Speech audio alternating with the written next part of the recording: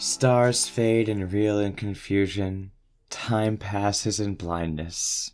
Rivers flow without knowing their course. Only death is cruelly sure.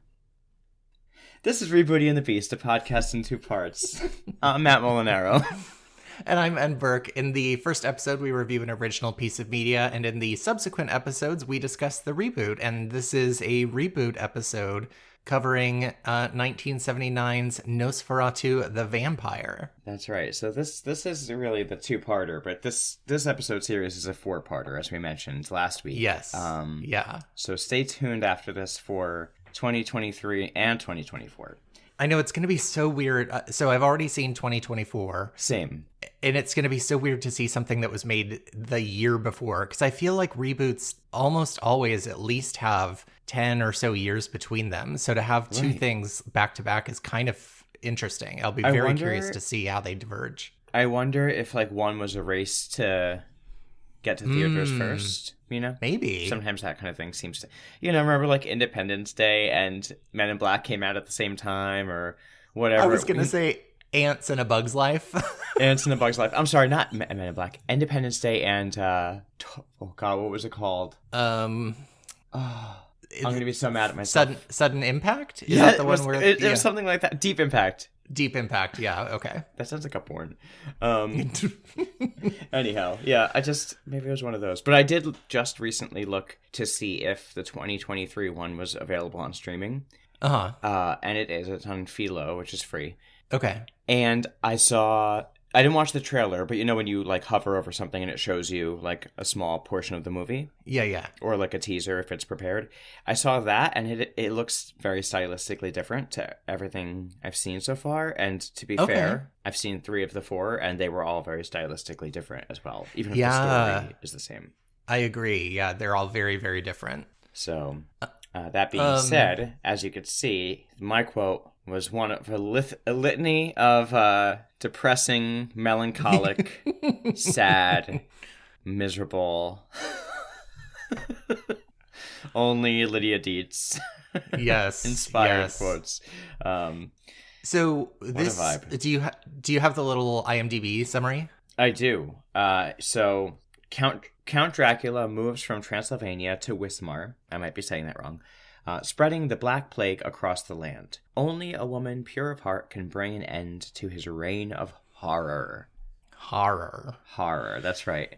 I thought for a second. My mouth almost went to quote-unquote correct. I love it. But I love that you stuck with your truth. Yeah, the horrible horror of it. Horror.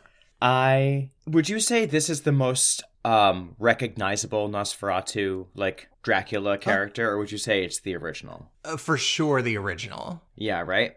Yeah. But this one really stands out to me too. I remember imagery of this one. Yeah. I feel like this one was made essentially I read that they started planning making this one the day after Dracula entered public domain. And so that's why they were able to use the original names in this one. Yeah, that makes sense, because I remember if you listened to last week's episode, the confusion. Yes. I'm confusion of all the names of all the versions you could see of the first one. I'm glad they waited their turn. Yeah, I agree. It's kind of wild to me that, I understand why, given the public domain and Nosferatu being almost destroyed from existence, the original. Mm-hmm. But it's still kind of wild to me that it took 50 years for a remake to come out. Yeah, I agree. I know there are other Nosferatu and Dracula type movies that are some people would say happened probably in between. Yeah. That would be rebooty, quote unquote. Yeah. Looking here, this is the piece of trivia I was looking for. This is one of 5 Dracula movies made and released right around 1979.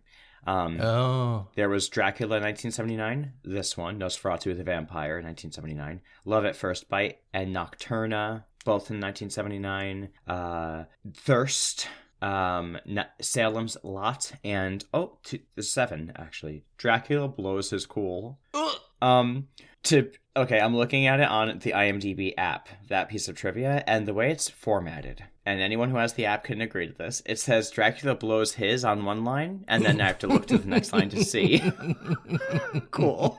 I'm just going to leave that there. But yeah, it looks like a lot of other movies of this trope, probably even the same storyline, probably exists outside of these two. Did you ever see Love at First Bite? No, I don't think so. What is it?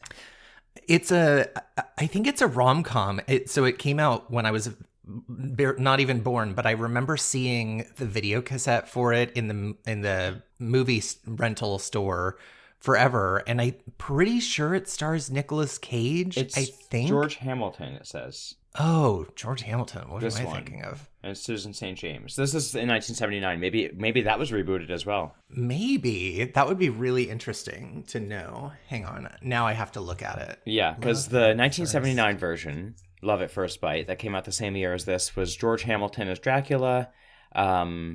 Susan St. James was Cindy Sondheim. Renfield was Artie Johnson. Ooh, Isabel Sanford. What? Okay.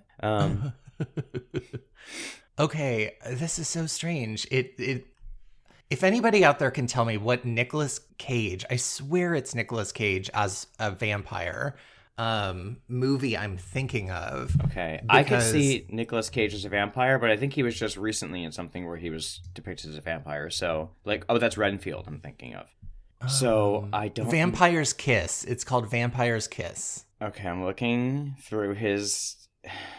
I know a lot of people love the Nicolas Cage of it all, but I'm just scrolling through his IMDb here, and it is jarring. I'm getting whiplash. Vampire's Kiss, it's called?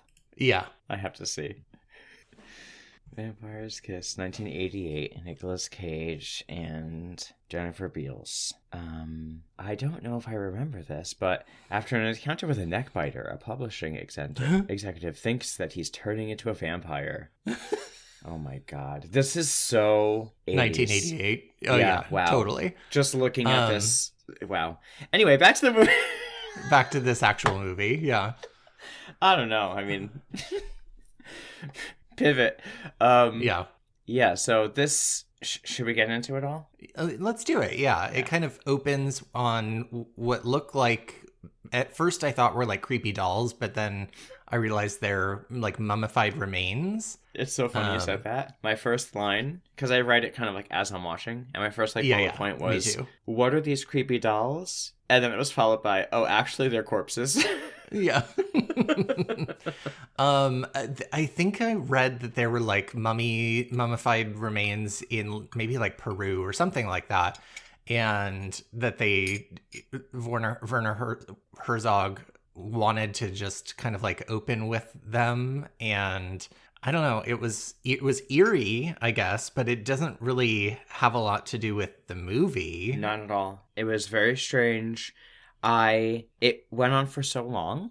So long. My note says the intro was 25 minutes long. Oh my god, it went on for so long. Just this sort of ominous music I could barely even remember, and just endless. It didn't feel creepy because it felt like you were going through like a museum tour, which I think that's what they're from. Yeah, it must be like some kind of exhibit that is created to make it look like you're in the environment that the remains are in. It literally looks like you're just going in every room. And my mind is like, whatever they paid for this, they were like, we're getting our money's worth. We're using every bit of footage of this for sure, for sure. And they did, girl, they did it. Wow. And it's not scary. It's like it's not educational. Yeah. And then we get a little clip of a bat flying in slow motion across a dark blue sky, which we see a couple of times in the movie. That's being generous. And a woman wakes up screaming, and this is Lucy, who was, I don't even remember her name in the original 1922, but she's the main protagonist woman. Ellen or something, or Ellen, Nina, or right. Nina. Yeah. I think she was Ellen. Yeah. And she's the one who's kind of haunted by Dracula in the movie. Mm-hmm. She got a very good horror scream. She does, yes. And I have to eyeballs. say, there are some actors in this I like and some I don't. And overall, I really liked her. I thought she played kind of true to the novel really well. Like we talked about how in the 1922 version, like they had to overact because it was a silent film. This one obviously is not silent. And so I feel like she really played the sort of like haunted quality of the character of Lucy really well. Yeah, I would say she is definitely, for me, the highlight of the movie. Yeah. Every time she's on the screen, I feel as though something is off. You know what I mean? Like, she's got this, like, constantly haunted and eerie sort of quality to her facial expression and just the way she moves around. She's like when you go to the Disney ride, the Haunted Mansion. She's it's like been that like lady 25 years, but sure. She's like that lady that's like beckoning you at the end. Oh, yeah. But like all the time. Yeah. I like it. It's kind of interesting. Well, and also I wrote, oh, they're in separate beds like I Love Lucy. And then he calls her Lucy and I started screaming because I was like, oh, yeah, that was the original name. And they'd gone back to the original names. So I would say largely this movie follows a similar plot to the 1922 one. Yeah. I would say, this one is set in Germany and Transylvania in the 19th century. In an actual German city, not the made-up one in the 22 version. Right, and they definitely took a few different changes later on with how Lucy encounters and takes care of Dracula or whatnot. Mm-hmm. Like, her sort of relationship seems a little bit more, like, from what I understand, more true to the actual book, right? I would say so, yeah. Than the first one. And they also decided that, is his name Jonathan in this? Yes. That he was going to dress exactly like Willy Wonka. They were like, that's the look, Willy Wonka. I know this predates Willy Wonka, but they had a vision. And they were like, this needs to be the look.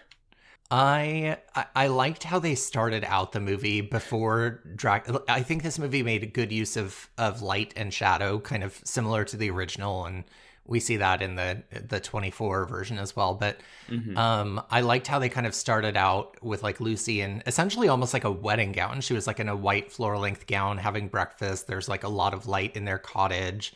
And then as the movie progresses, things get darker and darker. I like that. Yeah. Oh, that was cool. Yeah, I didn't even think about that. That's true. The lighting stuff, I definitely noticed. Like the shadow, they tried to like incorporate here and there, Some of the long shots with long hallways and stuff. And they definitely took a lot of advantage of building anticipation, I'll say. Yeah. Maybe, in my opinion, a little too much. A little too much? Yes, we'll get there. So Jonathan goes to work at his real estate agent company. This time Knock goes by his original name of Renfield. Thank God. And he tells Jonathan Count Dracula has written and he wants to buy a hotel or a home, and Jonathan has to go to Transylvania to seal the deal. And we get the line of you might have to put out a little sweat and possibly a little blood. Mm-hmm. I liked this plot line, at least we get that it's a very large commission, which brings some more motivation for him to like leave right then and there, which is bizarre in the first one. And we do see like the state of the place that Dracula is looking to move into, and instead of just looking like a regular house like all the other crazy looking houses, right, it really is like dilapidated. Yes, which is more contextual than the first one for sure. I have to say the low point of this movie for me is Renfield. Oh yeah, I didn't really like Renfield either. I couldn't stand him. The laugh that he does in the movie, it makes me want to scream. I didn't mind the laugh. Davey hated the laugh. Davey was so annoyed by this character and his laugh. At first, I was kind of like, I didn't mind the laugh at first. I was like, okay, I like this choice. He's really making like a strong choice. You know what I mean? He was making a big choice. Yeah, and I was like, I thought maybe he's just really crazy. Maybe he's really, really much more like manic and crazy in the actual novel. So I was really giving it the benefit of the doubt. Like Davey was looking at me like, excuse me, Davey was looking at me while we were watching it like, am I crazy or is he like terrible? Like terrible, annoying, horrible. And I was like, I kind of like him. And he's like, okay. And as it went on, I really wanted to. So I was like wanting to. And as the movie went on and on and on, as my feelings about other things changed, I was like, no, I've had enough. I've had enough of you. Yeah. Off with your head. Off with your head. I know. I just could Can not. you do the laugh? I wouldn't. No. It was not that. Here's my attempt at it.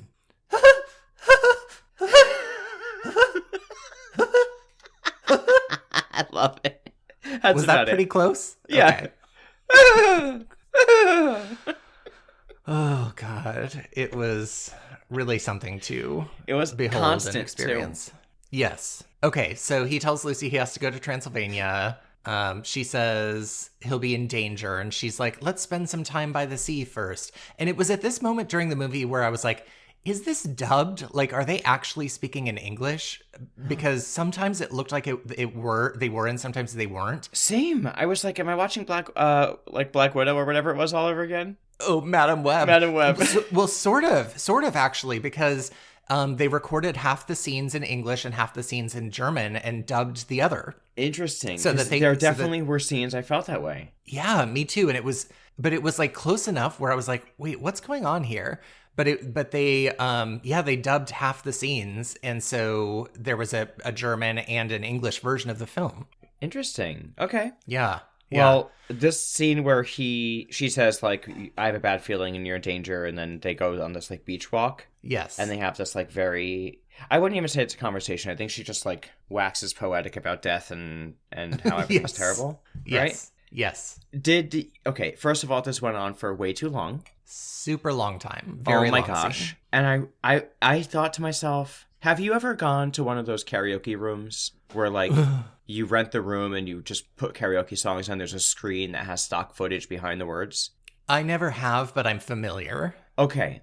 This whole scene on mute could have been stock footage used in any karaoke room for any song, as you would know if you've been in a karaoke room. There's no context to the videos that are playing in the background. Yeah. This could have been used for probably an entire song because that's how long it is. Yes, the scene went on for a long time. What this kind of reminded me of, because she was, again, waxing poetic about death, was like when I feel trapped in a conversation with a person about astrology, where I was just like, can we move this along? But your second moon is rising. Oh, God. Okay. So at this point, I would say this movie really doesn't have any eeriness to it so far. And it was at this point that I really kind of started to miss the sort of desaturated black and white vibe of the original film. I will say, I agree, but I feel like every time the female lead is on screen, there is just something eerie about her. Yeah, I would agree with that. But that's sure. It. Should we go to when he arrives at the little village on his journey? Oh, yeah, because all he does is drop her off at the friend's house and says, treat her as a sister. And I thought to myself, if someone dropped... Listen, that's a lot. Yeah. I'll hang out with her. She's a little loony. I'm not treating her as a sister. But yeah, because we'll skip ahead to when he gets there, when he gets to that town or whatever, because they spend 45 minutes of showing him on a horse. Yes. 45 minutes of showing him going through every experience of life on a horse with... I couldn't even tell you what the music was in the background. No. I was like, I'm going to check out in a minute. So but what's weird is when he gets to this little village, again, they're kind of like I guess this happens a little bit in the 1922 version, but not to this extent. It seems like there's like a whole group of people who I think in this movie, they refer to them as gypsies, which we know is a offensive term. Mm-hmm. But they're like kind of all celebrating and like, it's like he's a long lost friend. It was weird. They're all like circling around him and touching him as he walks into the inn. It was really weird, and it was never like mentioned again. So it felt very unnecessary and strange. But it did. Anyway. It felt like it felt honestly just like racist. Kind of, yeah. It just felt like they were like, oh, look, a different looking type of person.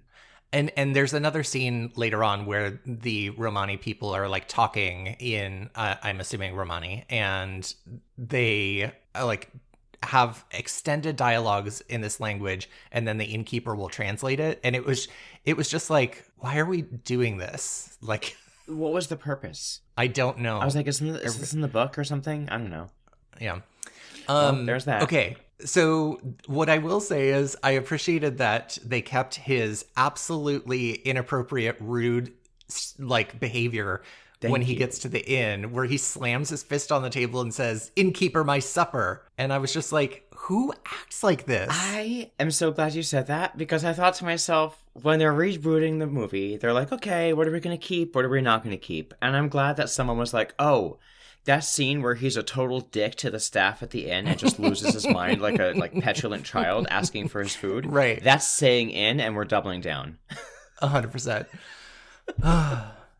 But he says, much like the original, unlike, he doesn't say Orlok, he says Dracula. And everyone freezes. And it was almost comedic to me, the way like he like looks around and everybody is like completely frozen. And it's like, you could almost see somebody like drop their silverware or something. That's how shocked everyone is to hear that name being said. Yeah, I thought Holly Marie Combs was just going to start walking around the scene. Fully. And then we need to talk about the innkeeper, who comes up within about 3 inches of his face and starts like sexy whispering in his ear about Dracula. Yes. And he's like, he takes long breaths in between his words. And I'm like, if somebody did that to me, I would push their face away from me, because you are too close when I can feel your breath on my ear. I agree. Oh my gosh, this whole scene was bizarre.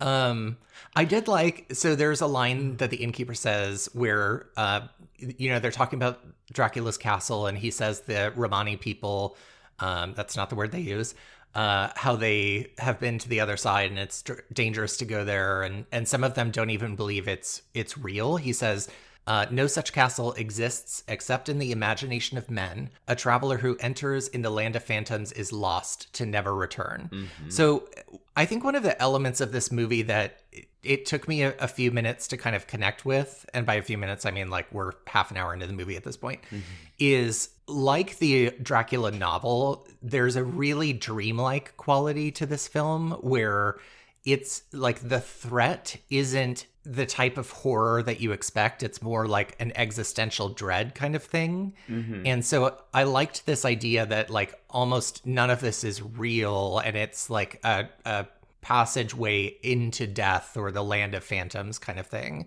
And that none of it physically transpires in the world as we know it. I thought was kind of interesting. More like that sort of like mystical sort of lots of superstition and fear and what's real and what's not about it.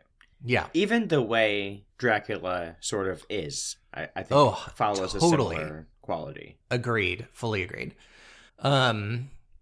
I wrote that there's an unusual burning scene. Which are you talking about the campfire where they're like translating? Maybe. Here I wrote there's an unusual burning scene where a woman comes and sprays him in the face, gives him a necklace and a book.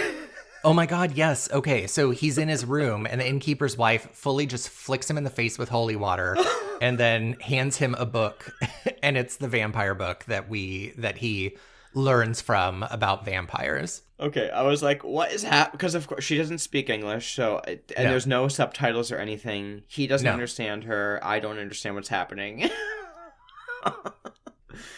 It was very, very interesting. Yeah. At least this time he doesn't like laugh and throw the book on the ground. Like he responds to it like a normal person, where he's like, "What the fuck is this?" Yeah, that's true. Okay, I just need to mention the scene the next day where he needs to get a new horse to go up to Dracula's castle, and he's approaching a man who has, I think, like 3 or 4 horses on a carriage, and he's like, will you take me up to the castle? And the guy's like, nope, I don't go that way. And he's like, well, then can I buy one of your horses? And he's like, horses? I don't have any horses. I was like, this man is just fully gaslighting him that these horses that he is physically touching don't exist, which, again, I thought that was very funny. Yeah. But there's also 5,000 shots of water. Oh, yes. Okay, but then he decides he's just going to walk to the castle, which from the camera angles that they're showing to us looks like it's at the top of an actual mountain, miles and miles and miles and miles in the distance. And he's going to walk that? That's what they insinuate. And he certainly begins. And we see a lot of that. I mean, from the amount of walking that they show. 25 minutes of walking. Ooh, if you thought you had horse travels before. If you thought you saw dead bodies before. If now you've you're ever seen in the for Lord the of the walking Rings past water montage. If you've ever seen the Lord of the Rings, or not seen it, if you've ever read the Lord of the Rings, you know that like there is just a solid book and a half that is just describing them walking, and that is what this scene felt like. It was just endless scenes of him walking up a mountain. They were like, "Wow, it's beautiful here," and let me tell you, we're gonna show everybody every inch of this mountain. So I watched this about a week ago, and so the music at this point kind of escapes me, but I had you know what? Now I remember. Okay. I made a note that the music for this movie reminds me more of like Fantasia than like horror movies, because it's very just kind of like dreamy orchestral music. Yes. And it's a weird choice for a horror movie, which again makes me think he's going for that sort of dreamlike quality to the film rather than a horror quality to the film. It was a choice. Yeah. Forgettable choice. Agreed. The creepy coach finally arrives. Dracula. When we see Dracula, he is wearing a beanie. I'm just gonna say and make a very bold declaration that the prosthetics, the costuming, the performance choices for Dracula in this movie were not as effective for me as the 1922 one. I completely agree. Especially when they gave him his two front teeth were the pointy ones. Mm-hmm. And so he just looked more like a pale rabbit man than a vampire to me. I've never seen that in any other vampire things where it's the two front teeth that are pointy. It was giving Are You Afraid of the Dark? A little bit. It was giving Supernatural, yeah. WB11. They did have good nails, like his big long nails were good. And they did some and they did some good camera angles inside the castle, like some kind of like oppressive overhead shots that made Jonathan Harker look really small and the shadows look really big and all of that. So I'm applauding the credit with the camera work in these castle scenes. Yeah. He also gave good eyeballs every once in a while. Dracula or yeah. Jonathan? Dracula. Yeah, Dracula. Okay, yeah. I will say there was a few shots where when Dracula's talking, the only thing that's illuminated is his face, and so he kind of like looks like a moon. And I thought that was really cool. I liked that a lot. There were some cool, pretty like artistic, yeah, high contrast sort of shots like that throughout that I really did like as images that they kept on the screen for a long time. Yeah. Jonathan cuts his finger on the bread knife again. Because he can't cut bread. This all could be avoided if someone could learn how to cut a piece of damn bread. Agreed. And Dracula says the knife is old and could give you blood poisoning, and so he sucks his hand. As one does. He's like, oh, let me cure it in the oldest way known how, and he starts sucking on his finger. Can I say, before this even happens, though, the way he's just sitting and watching him eat, that might have been the creepiest part of the whole movie. It very much so. I would not have been able to eat. I would have been like, so tell me about your childhood. So how about that contract? Yeah. Okay. So he backs him into a chair and he falls asleep just like the original. And meanwhile, Lucy awakens. There's a bat in her room. Mm-hmm. Bat in the blue sky again. Bat in the blue sky.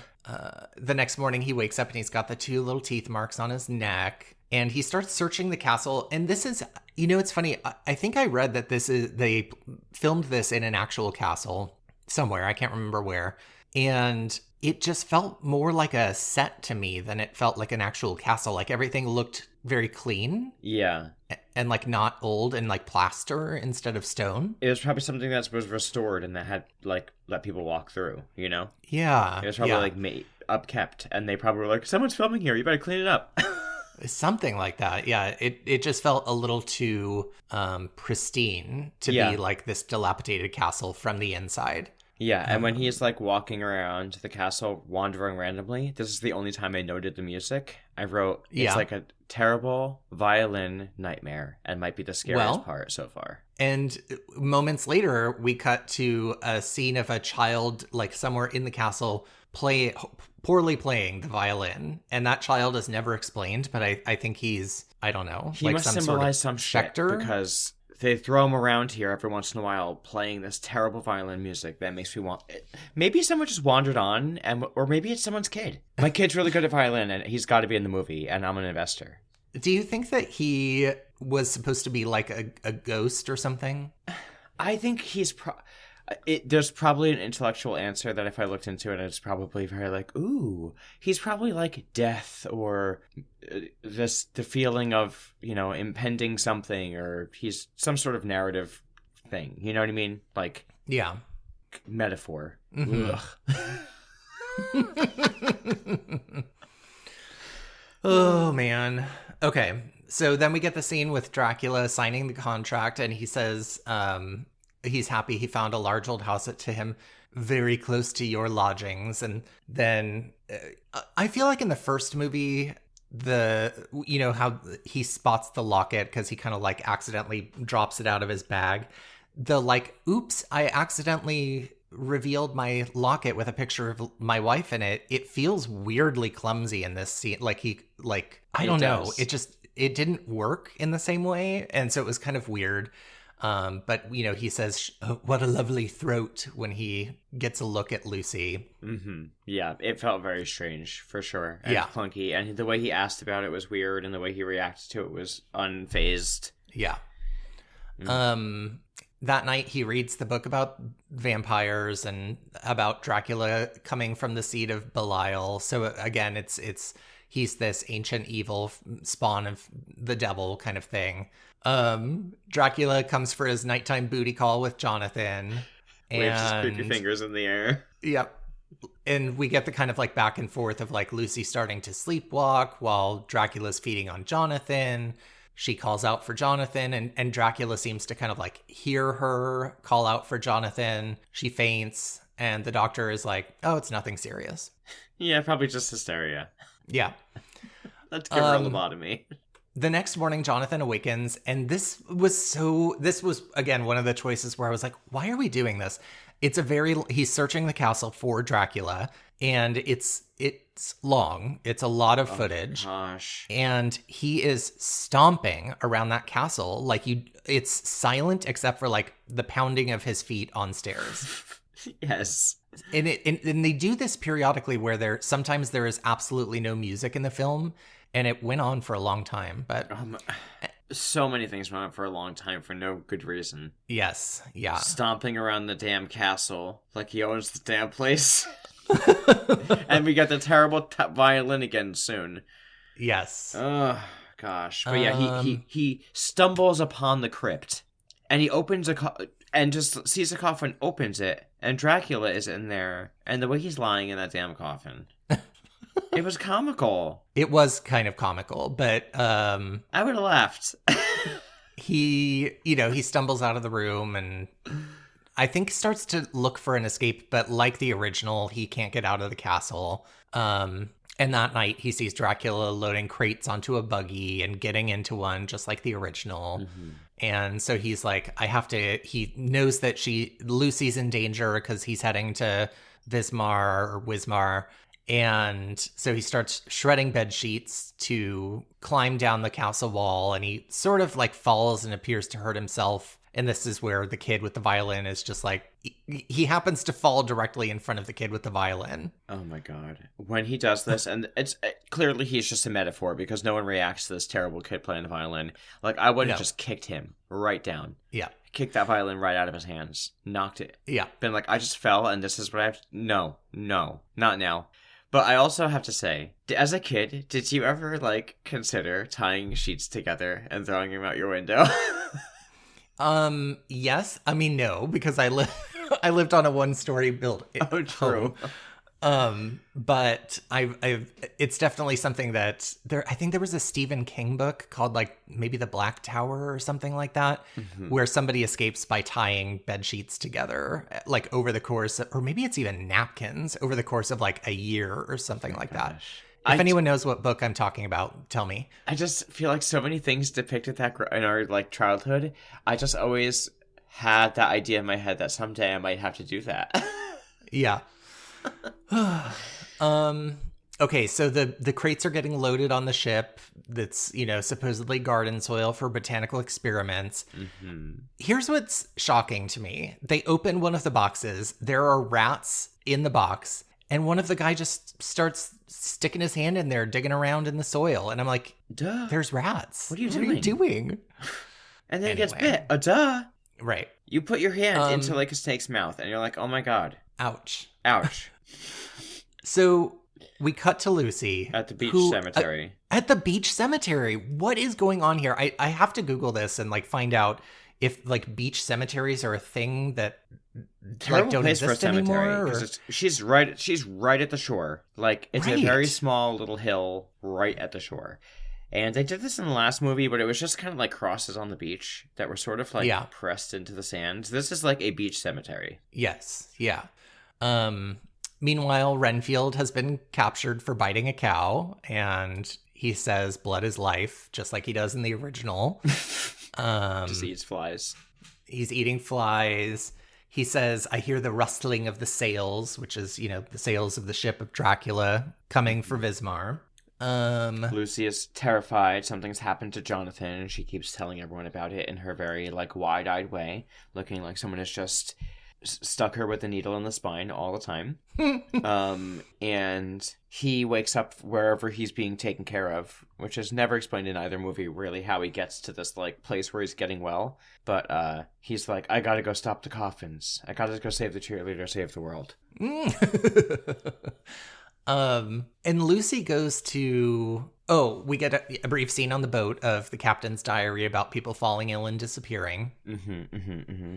Lucy goes to talk to Renfield, and he tells her, like, the master comes, the master of rats, and steals a newspaper which says that there's plague in the port of Varna, which is where his ship came from. I make a note again about how his laugh makes me want to scream. By this time, I was like, do we really need to be visiting him anymore? Can we be done with this character? I think we might be. Maybe? Hopefully. I will say neither this nor the 1922 movie really do the whole, like, crew members of the ship dying one by one thing particularly well, but I think the 22 version did it much better than this one, because it goes from that diary entry to the captain just tying himself to the wheel of the ship. 100%, with no context, and it was very strange. In the first one, it made sense what was happening, and you get, like, the creepy dead people, like the boat of no one's on it that's alive, and some of the hysteria going on, and theories that went on, and things they thought were going on. Like, instead of what actually was happening. And then you get all the journal entries afterwards explaining it. This one was like nothing. It was like that scene, and then the boat shows up, and that's it. Yep. The boat kind of like lumbers into port, and by the way, we watched the boat lumber. We watched the boat. There's just a scene. Slowly. Oh my God. You know when you watch a 90s sitcom and the opening scene shows, like, for a brief moment, like a spanning shot of the city or something with cars driving down the street? It was like that, but like for an hour. Oh my God. Just a boat with nothing on it. Nobody in the scene, scraping across the side of a dock for like 2.5 minutes. I honestly think it might have been longer. It was really long. Get off the boat. Yeah. So people, for some reason, have brought their children to come see the dead ship captain. People start investigating the boat. They read the captain's log that says, could it be the plague? And so this, starts the hysteria of, like, go home, shut the doors and windows. But meanwhile, they just let hundreds of rats swarm off the ship. Yeah. By the way, I don't know if you read this, if you read any trivia about this movie. Apparently, like, there was a lot of mistreatment of rats in this movie. I've read other animals too, and I was like, sheep? Yeah. A pig. Yeah. They, like, apparently there was a lot of animal cruelty in the production of this film. Terrible. Yeah. And for what reason? What was the, like, is it even necessary to have most of these animals in the movie? No, definitely not. Dracula carries his coffin off the ship at night. At this point, I have a note there where I say, I feel like this film needed editing. There's long shots that don't add anything to the movie. Okay, this is an interesting change that they made in this version of the movie where, and I can't remember the book well enough to know if this is book accurate, but Jonathan finally makes it home, but he like doesn't recognize Lucy anymore. And, and her color does change. She's gone from her bridal white into full like Lydia Dietz clothing. Okay. Can we talk about the scene in the bathroom with Lucy and Dracula? Let me see. Is this when, hold on. So Dr. Van Helsing comes, Dracula is out and about, shadowing it up. He appears to Lucy in shadows and appears before her. Okay, yes, okay, I'm with you. Okay. So she's like brushing her hair in the sink, not in the sink, in the bathroom. And the door opens behind her and you see it open and close. And the shot is from behind her looking in the mirror. So we get kind of the vampires don't have reflections thing. And then he like walks up next to her and the first thing he says is, "You must excuse my rude entrance. I'm Count Dracula." And I just thought that was such a funny line.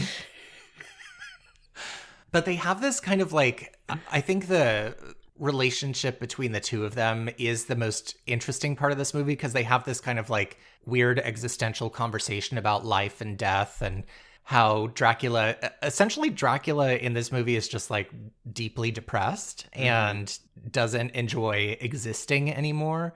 And how he has this line, "I wish I could partake of the love that is between you and Jonathan." And I jokingly wrote that he saw their vibe from across the bar. But he says he wants her to be his ally to save her husband. And I was like, I don't know what's going on here. It was weird. There was a very like sad, he's just sad all the time. He's very sad. It's interesting. He's not, in the first one he was really menacing, but in this one he's clearly very, very sad. Yeah, it's moody, I guess. Yeah. And the two of them together, like, I get it. I get the vibe, but anyone who struggles from, like, getting to bed, watch a scene of these two together. Because it'll knock you out. Oof. Wow. Harsh. It was lengthy. Death. Jonathan. I'll never leave him. Please. Like, be with me the way you're with Jonathan, and showing him the cross. It was just weird. It was strange. Yeah. Okay. Renfield escapes, and that's all I'm going to say about him, because I hate the actor, and I don't want to talk about him anymore. Literally my only note. Renfield escapes. Great. Lucy finally reads the book, and kind of this is where she realizes what she must do to save Jonathan and save the town. Save the cheerleader, save the world. Okay. Renfield and Dracula connect, and even Dracula seems annoyed by Renfield, and he tells him to go north to Riga, and the army of the rats and the Black Death are with him. So he like sends him off to spread the plague, apparently. Yeah. I did like this scene because Dracula literally grabs Renfield's face and pushes it away. Yes. I was like, girl, same. Go away. I don't remember why I wrote this, but I wrote "not a dead horse." Oh, I wrote that horse better be sleeping, because there's just randomly a horse on the ground that appears to be dead. Yeah. That's why you wrote it. Lucy tries to get the men of the town to listen to her. She's like, I know the reason for all this evil. It's getting worse every day. She tells Van Helsing, you must help me find Dracula. We must search for his coffins tonight. And Van Helsing is basically like, girl, you are hysterical. And like in the hysteria sense of the matter, not like super funny. Yeah, no one believes anything she says. No.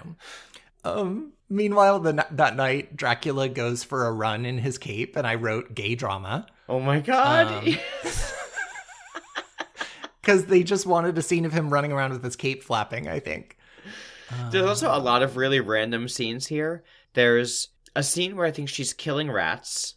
Okay, so she goes into Dracula's house, finds rats, and says, God forgive me for what I do, and then sprinkles something on the rats, but it is never explained what it is. Yeah, I think she was killing them. I think it was insinuated she was trying to kill but it's not all the rats that are going to eat this. I know. Stuff. I couldn't understand that. But... And then there's sheep wandering the city for no reason, all over the place. There's a random scene of some kind of creepy lady sitting in a chair in the middle of the street. During that scene, you see a pig shit in the street, which is fun. And now people are dancing. Hooded figures. A man is playing a bassoon for a chicken.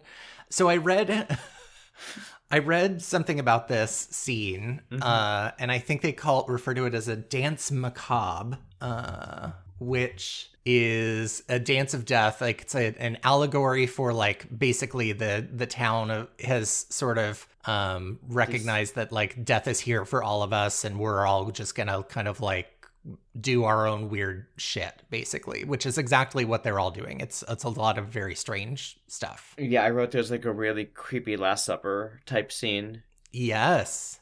What was that? Was that like a bunch of like rich people eating dinner in the street? I forget what it was. Yes, it was a bunch of rich people eating dinner in the street because they were like, this is the Last Supper. That's weird. Okay. Then we see Jonathan looking terrible. Yes, he looks real bad. She breaks up some crackers around his feet to like consecrated Christ crackers around his feet to like trap him in the corner while she does what she has to do, which he appears in her bedroom that night and at first kind of like strokes her body. There's definitely a lot more sexual tension between her and Dracula in this than in the 1922 version. Oh, for sure. For sure. And she's like definitely more intentional in her like plan in this one. I feel like she has a more thought out plan. I mean, she's literally laying in the bed draped in flowers. Yeah. It's like, this is romantic. Wow, she's really setting the mood. Yeah, he like grabs her boob. He grabs her boob while he's sucking on her neck. Yeah, it's a little Cinemax. Yes. I will say one thing I did really like he goes to like pull away like he's done feeding on her, and like with the last of her strength, she like wraps her hands back around him and like pulls him back to her chest, which I thought again was kind of like dreamy and romantic. And it gave her more of a role rather than just being a like martyr. Or martyr, like prey, you know? Or victim. Yeah. I will say the transition from night to day in this was like very stark and abrupt in a way that the 22 version felt more like, oh, she really got him right at the space between dawn. Yeah, this was like when you play Castlevania 2 and it goes from day to night and instantly all of a sudden you have like that pause. Yeah. We also get the blue lit bat in the sky again during this scene, and I just read this piece of trivia that was stock footage from a nature documentary. Yes, the black bat in the blue sky. Not shocking. So unlike the first one where he disappears into smoke, this time his eyes go completely white when the sun touches him, which I thought that was kind of cool. The noises he made are noises I never want to hear again in my life. Amen. And he kind of just like writhes on the ground, and Lucy dies, and we sort of just see Dracula dead in the corner when Van Helsing rushes up there. And it's weird to just see like him in like, that's me in the corner, that's me in the spotlight. Yes. It's eerie. It's weird. It was creepy and weird, but not in like a horror movie weird way. Okay, so first of all, the way he died in the corner was kind of laughable. It felt like, agreed, if you see like a high school stage production, no shade to high schoolers out there doing their thing, but and someone has to like pantomime death, and they kind of like stumble to the ground and like pitifully. Yeah. That's what it was like. It was very amateur hour. And then when they find him in the corner, that shot of them both being dead. Yeah. It's creepy and weird in like a true crime kind of way. Like a random dead body in the corner. Not like a vampire that just like, you know what I mean? Yeah, I totally agree. Yeah. It's like they stumbled on a murder-suicide type thing. Yes. And it was like, ooh, yuck. Yeah.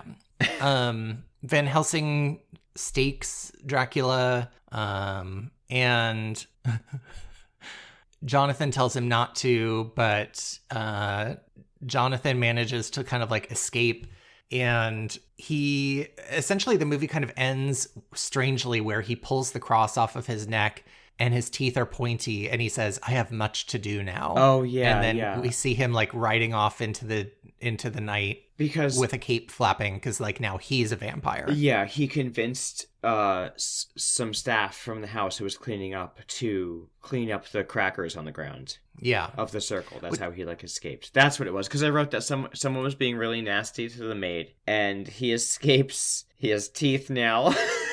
Yeah. And he goes, "I have much to do." So I guess this one is like, does that mean he has fully transformed and he's going to be the new bad guy? It seems like it, yeah. Which, for the tone of the movie, just felt weird to end on that note. It sure did. I don't understand that choice at all. Yeah. So that was it. I was like, okay, that's okay. Why? Like, why? And that's, yeah. Why is he the only one that would turn into a vampire? I don't know. Why did she die? That's what I don't understand. Why did everyone on the boat die? Yeah. Why was he the only one you chose to turn into a vampire? Because he was dressed like Willy Wonka? I don't know. He likes chocolate? It was very it was very strange to me.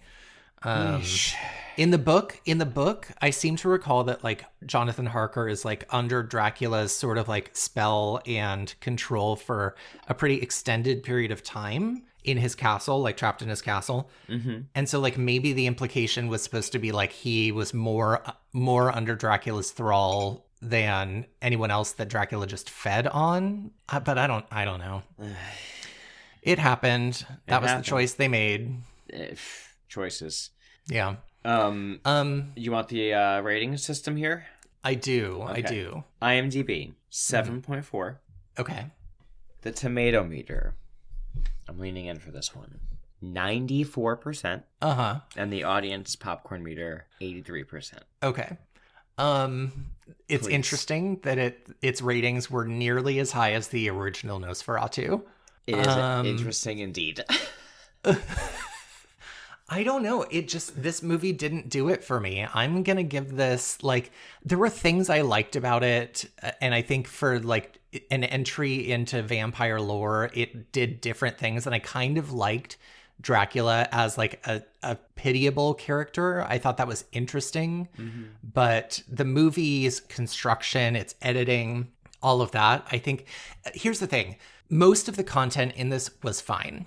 But we didn't need 25 minutes of mummies. We didn't need 25 minutes of walking. We didn't need 25 minutes of horseback riding. Like, you could have cut a solid half hour to 40 minutes out of this movie, and I think I would have liked it a lot better. I agree. Like, the tension building was taken to a whole new level. Well, and that's the thing. It wasn't even really building tension. It was just giving, like, atmosphere that I didn't need. Yes. Yeah. So I'm going to give this a 6. Wow. What was my lower scores? Some of your lower scores, like your very lowest is a 3.4. Wow. For what? But that was for the next Karate Kid. Oh my gosh. Okay. But you have like a 4, you have a lot of 6s is kind of like your like This is like a 4.6.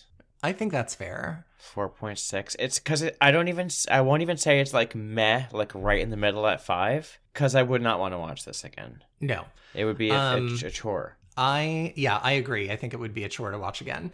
And so for that reason, even though I don't think it's like a bad movie, I'm going to call it a beast because like if somebody was like, should I watch it? Or like if I was a fan of vampires, is this like critical that I watch? I do think like horror movie fans or like vampire fans should watch the 1922 one, but I think you can skip this one personally. Oh yeah. I think this is definitely, I would say if you like art films, yeah, this is maybe for you. If you're a fan of like that like French sad clown genre, you might really be into this. Yeah. I would say if you want to really lean into like your entire character, your entire personality being a coffin-shaped ashtray on your table, this is great. So I'm assuming this for you is Beast. Beast.